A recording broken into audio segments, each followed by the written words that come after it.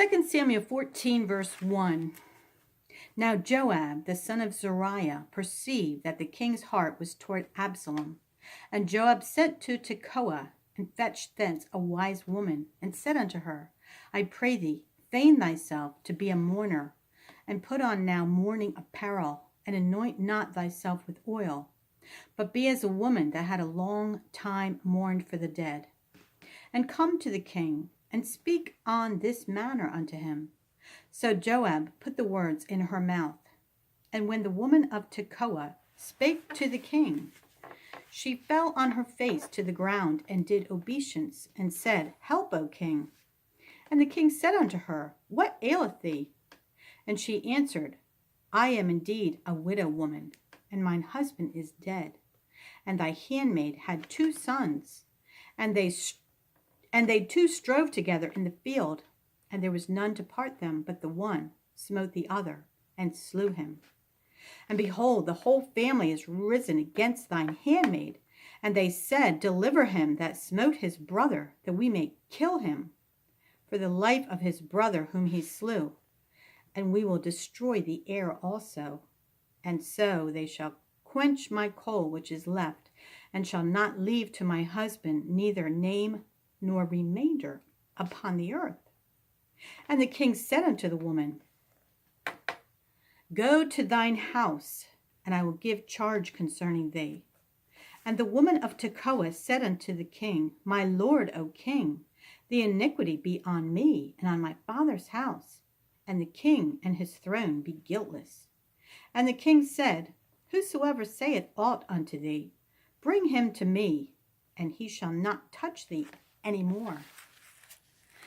Then said she, I pray thee, let the king remember the Lord thy God, that thou wouldest not suffer the revengers of blood to destroy any more, lest they destroy my son. And he said, As the Lord liveth, there shall not one hair of thy son fall to the earth. Then the woman said, Let thine handmaid, I pray thee, speak one word unto my lord the king. And he said, Say on.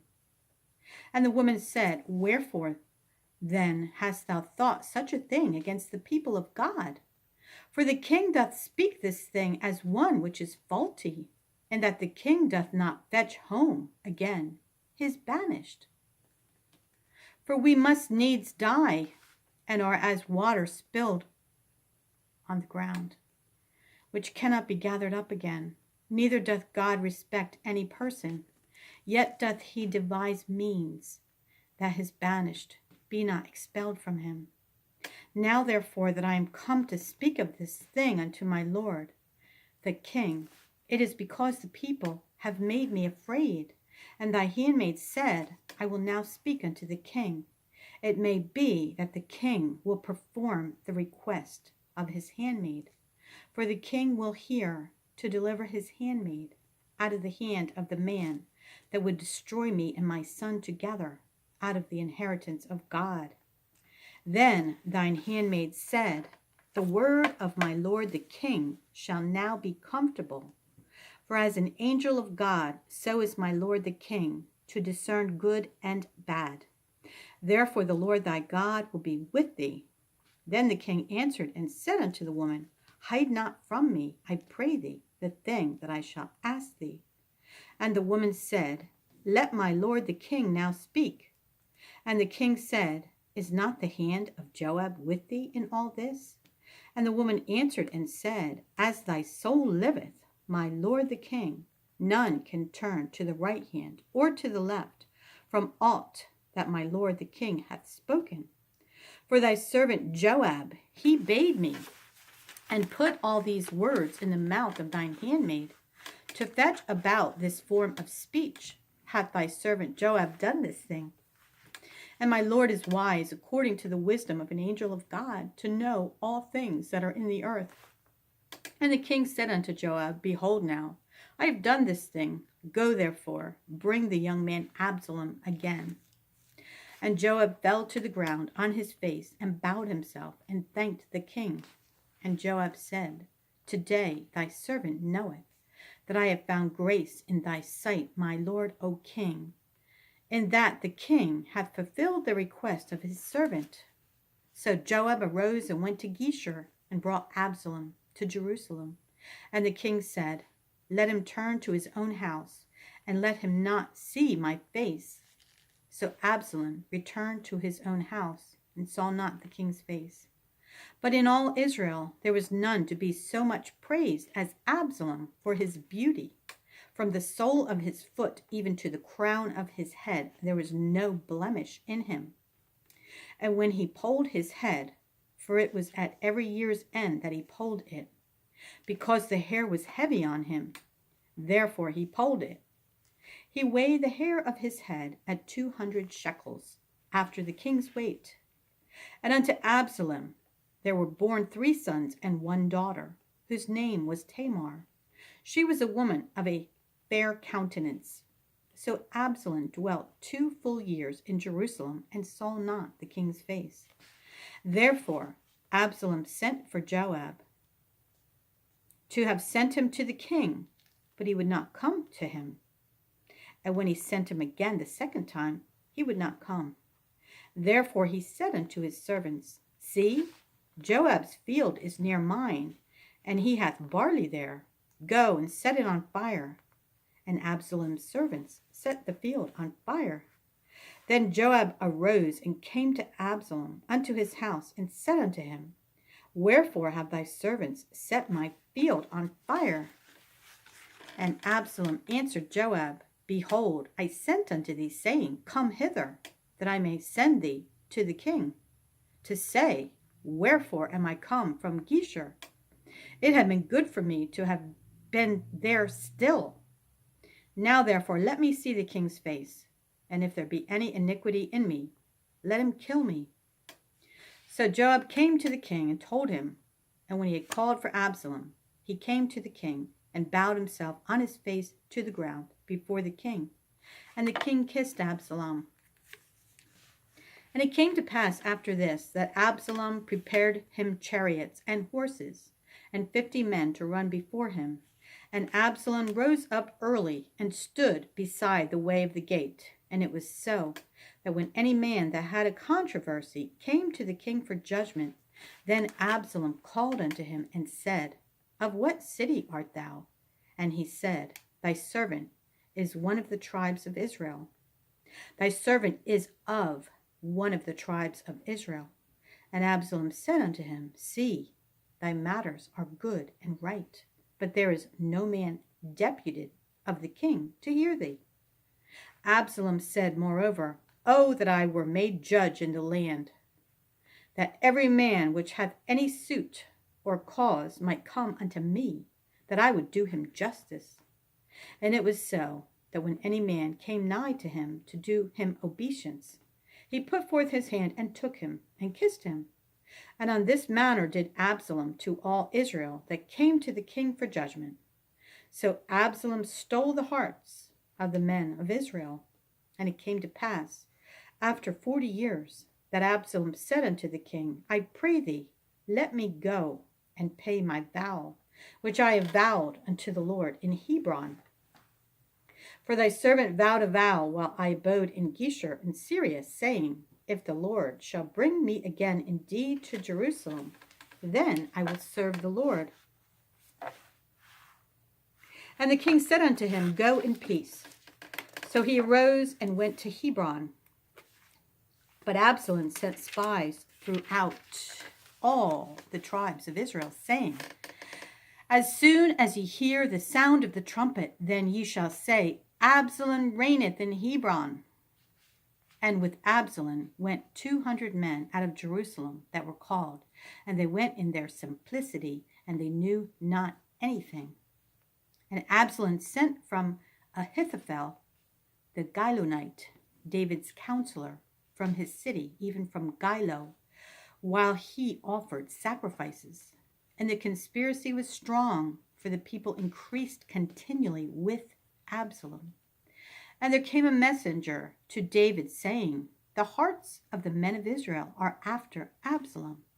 And David said unto all his servants that were with him at Jerusalem, Arise, and let us flee, for we shall not else escape from Absalom. Make speed to depart, lest he overtake us suddenly, and bring evil upon us, and smite the city with the edge of the sword. And the king's servants said unto the king, Behold, thy servants are ready to do whatsoever my lord the king shall appoint. And the king went forth, and all his household after him.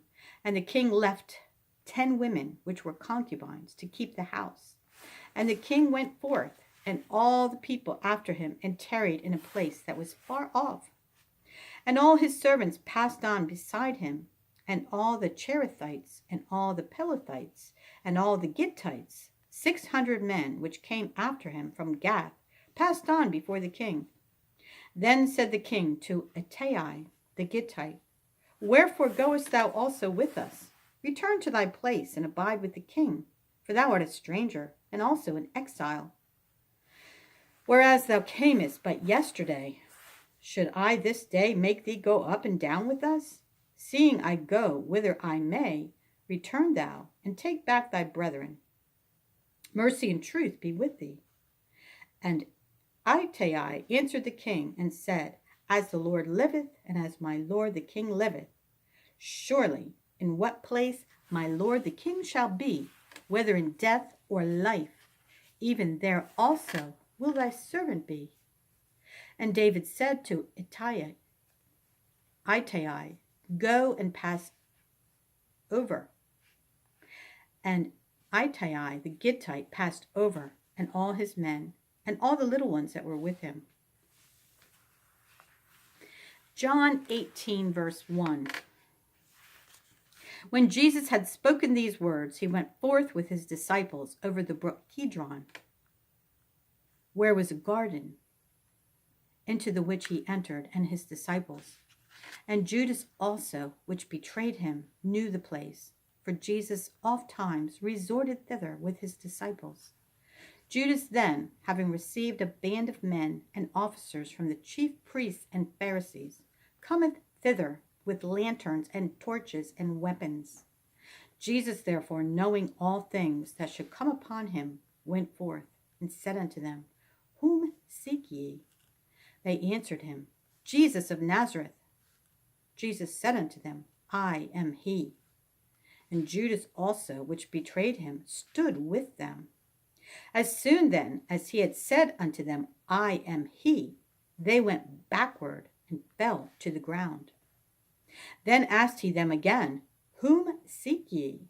And they said, Jesus of Nazareth. Jesus answered, I have told you that I am he. If therefore ye seek me, let these go their way, that the saying might be fulfilled which he spake, Of them which thou gavest me, I have lost none. Then Simon Peter, having a sword, drew it, and smote the high priest's servant, and cut off his right ear. The servant's name was Malchus. Then said Jesus unto Peter, Put up thy sword into the sheath. The cup which my Father hath given me, shall I not drink it? Then the band and the captain and the officers of the Jews took Jesus and bound him, and led him away to Annas first. For he was father-in-law to Caiaphas, which was the high priest that same year. Now Caiaphas was he which gave counsel to the Jews, that it was expedient that one man should die for the people. And Simon Peter followed Jesus, and so did another disciple. That disciple was known unto the high priest, and went in with Jesus into the palace of the high priest. But Peter stood at the door without. Then went out that other disciple, which was known unto the high priest, and spake unto her that kept the door, and brought in Peter. Then saith the damsel that kept the door unto Peter, Art not thou also one of this man's disciples? He saith, I am not. And the servants and officers stood there, who had made a fire of coals, for it was cold, and they warmed themselves. And Peter stood with them and warmed himself. The high priest then asked Jesus of his disciples and of his doctrine. Jesus answered him, I spake openly to the world. I ever taught in the synagogue and in the temple, whither the Jews always resort, and in secret Have I said nothing? Why askest thou me? Ask them which heard me, what I have said unto them. Behold, they know what I said. And when he had thus spoken, one of the officers which stood by struck Jesus with the palm of his hand, saying, Answerest thou the high priest so? Jesus answered him, If I have spoken evil, bear witness of the evil.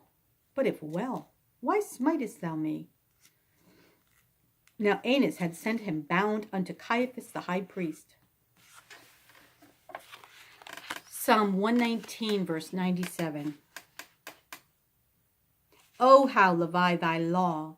It is my meditation all the day. Thou, through thy commandments, hast made me wiser than mine enemies, for they are ever with me. I have more understanding than all my teachers, for thy testimonies are my meditation.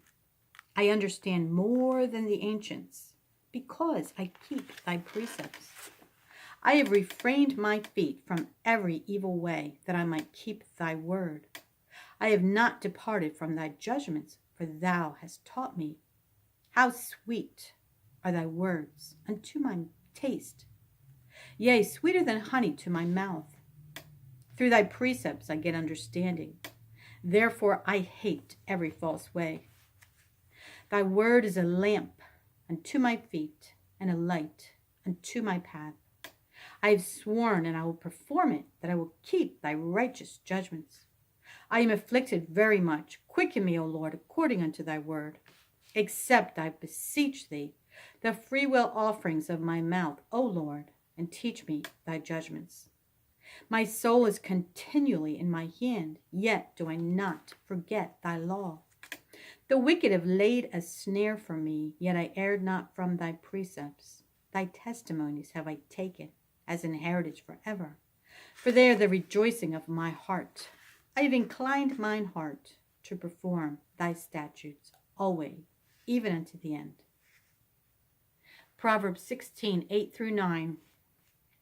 Better is a little with righteousness than great revenues without right. A man's heart deviseth his way, but the Lord directeth his steps.